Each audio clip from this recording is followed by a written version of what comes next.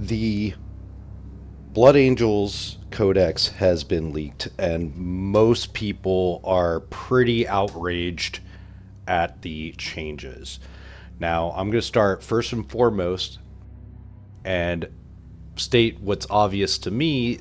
Gabriel Seth is not in there.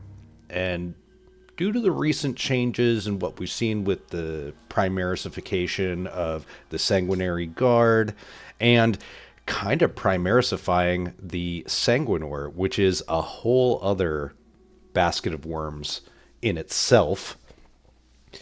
I mean, just to give you a little snippet, the Sanguinor is kind of like a ghost entity.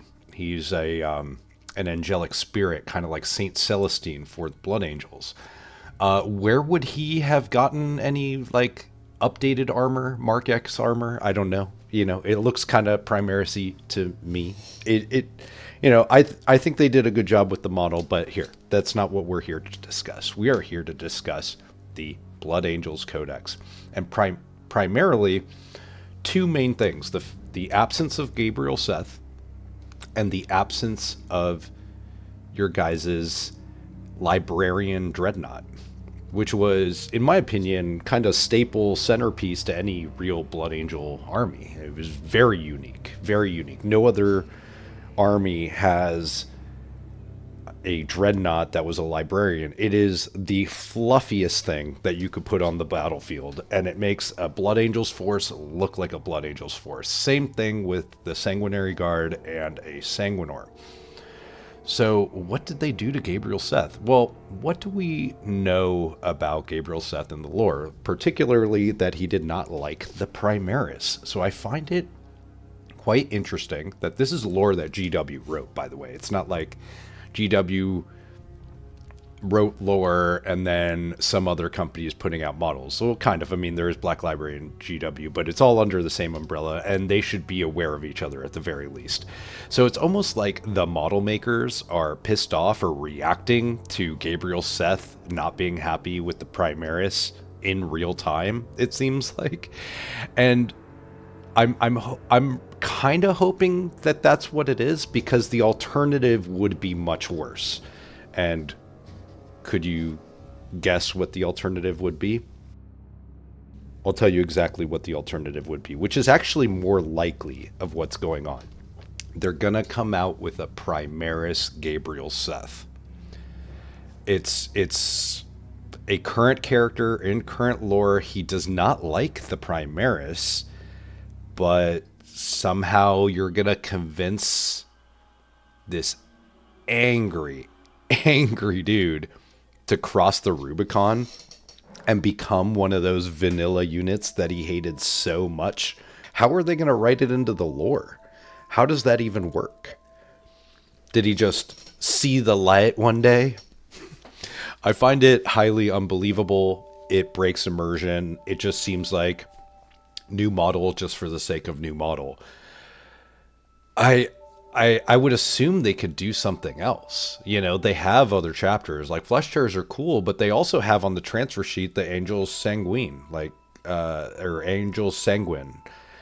That could be a potential other chapter they could start pushing. I don't really know too much lore about it, but it would be a perfect excuse to kill off the chapter master that, you know, nobody knew about, or most people didn't know about, that weren't like an extreme Blood Angels fan, and put in a new chapter master, Primaris, make it like the first official Primaris chapter master of the Blood Angels, and come out with a bunch of new Angels Sanguine, extra chapter symbols and stuff, come out with a model. Like, that would have been a very, very welcome addition, because that's just something that didn't exist before being added to the game. But now things are being removed from the game.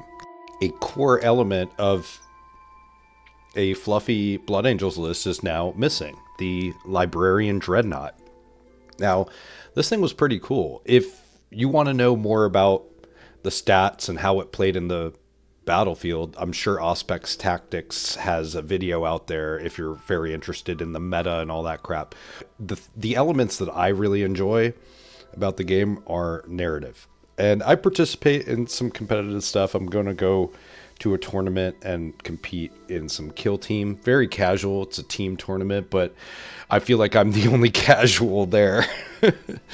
So we'll see how that goes. I'm going to make another video about that.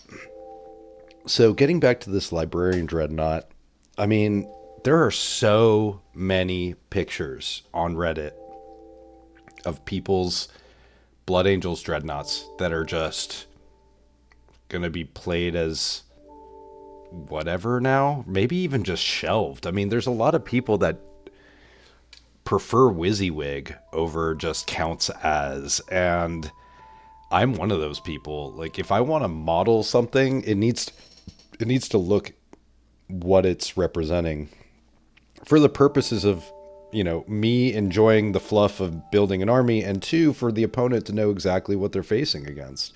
I mean, that's a rule in tournaments. WYSIWYG is pretty freaking important in tournaments, so that makes it kind of important in all elements of the game. If you're playing narratively, you're going to just play whatever's on the model, even if it wasn't optimal. If you're going to play in a tournament, you're going to model to advantage everything. And when I say, that's the wrong term, model to advantage is like doing weird, like, I don't know, Fugazi stuff with your model so that you can like get some sort of edge. What I mean is, you know, modeling for the meta. That's what I mean. Modeling for the meta, but it's still WYSIWYG. You know, even though you're modeling to put a bunch of meltas everywhere, you're at least putting a bunch of meltas everywhere. So taking this already existing dreadnought with this like force spear that impales, the model looks awesome. It's intimidating. It's a librarian. And it's an excuse to add a little bit of blue to your army when you've got a bunch of red or whatever color you're doing. If you're running, you know, Flesh Terrors, you're going to have like a different, slightly different color scheme, but still like just adding some color elements, a little bit of fluff into your army. It's just, I have a really hard time finding any positives in this. Now, a similar to prediction to what I have for Gabriel Seth, maybe they're going to come up with a Librarian Redemptor Dreadnought, but everything about the Primaris just doesn't lend itself to that. Even the Redemptor Dreadnought, the lore, if I remember correctly, and you can go ahead and correct me in the comments, people that are Space Marines that are entombed in a Redemptor Dreadnought don't last as long as, you know, Venerable Dreadnoughts did or Contemptor Dreadnoughts did. The plate, the actual armor, would drive the pilot or the person encapsulated in it. It would drive them to insanity and they would die. So there's not a long lifespan for the person in the Redemptor Dreadnought. So how likely would you have a consistent librarian dead or close enough to death that you put them in a Redemptor Dreadnought? And like, would they write some lore saying, oh, well, the librarian is able to entomb themselves in the Dreadnought more appropriately and they're perfect candidates and all this blah, blah, blah, blah, blah. But then at that point, we're talking about a librarian character, not just a inherent trait amongst librarians that get entombed in a Redemptor Dreadnought. Because then at that point, every faction would get a librarian Dreadnought. So then every single way you cut it or slice it, it just comes out ultra vanilla, super, super lame, takes all the fun out of it.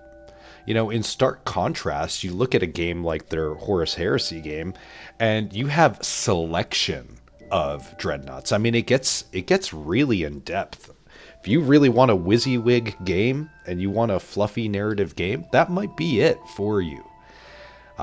So with all that said, I'm not really a big fan of this. The book has not officially been released yet as of now when I'm recording this video, but we will see what comes out of this. I mean, maybe they do a little bit of course correction. Maybe the leak was just what's being added. I don't know. I don't think so. I took a peek at it and it looks pretty damn complete and official, and it looks very 10th edition. So I'm pretty, and it really does it surprise any of you? Does it surprise any of you that they take these units out of the game? Does it surprise any of you that they wouldn't do any favors to Gabriel Seth in 10th edition? I mean, what about all the people that spent like what is it, like $50+ for a model of Gabriel Seth? It's probably in resin too. I don't know. I didn't do any research on it because I didn't really think ahead of time to research the people that even have this model. I know a lot of people have kit bashed the model. I've even thought about kit bashing it myself, just getting a nice big two-handed chainsword and just slapping together a assault marine, or like somebody from the old venerable Vanguard vets. Yeah.